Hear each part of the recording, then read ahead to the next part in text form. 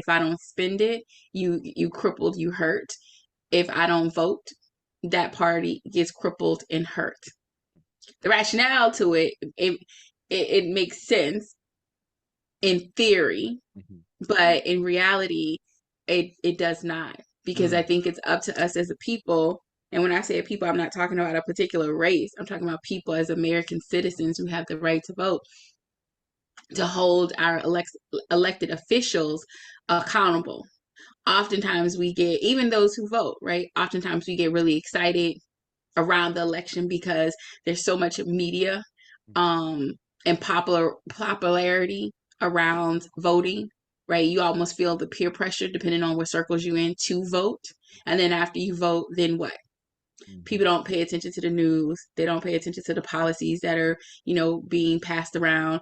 A lot of people, and we see this where Obama had to actually come out and say those Trump checks, if you will, was really from my presidency, Mhm. right? A lot of people don't understand that it does take 8 years for a president to get an agenda move, but you don't feel the impact of their agenda until after they leave office.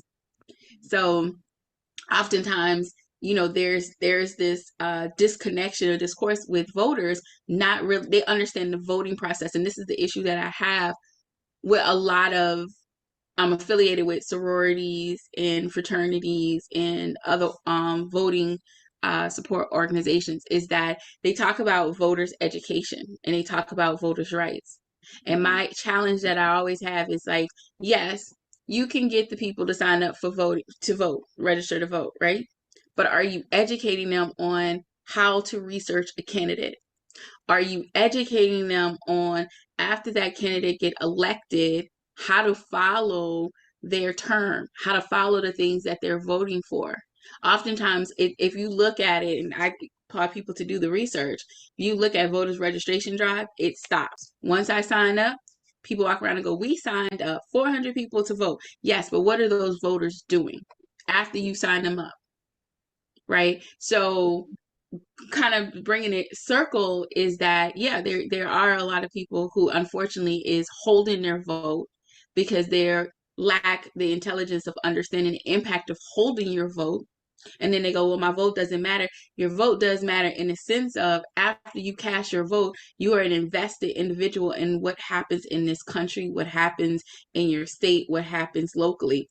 Mhm. The funny part about this is people have gone to the polls to vote for the president, but they don't realize that there were so many other candidates that's on those ballots. Right. And nobody, and so here's the kicker, what people didn't understand.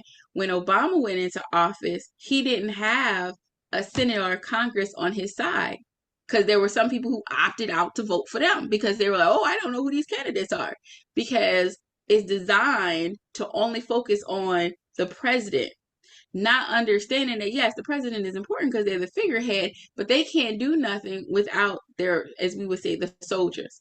So when you see on those ballots, there are senators up for re-elections, there are local officials that are up for election. Your sheriff determines what laws, for the most part, is enforced locally.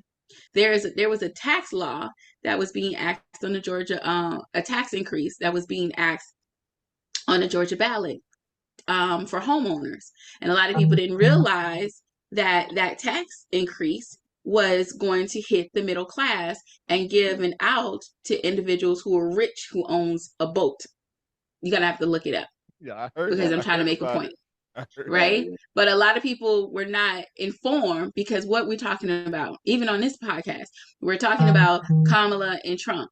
But there are so many other people who will impact their president on either side.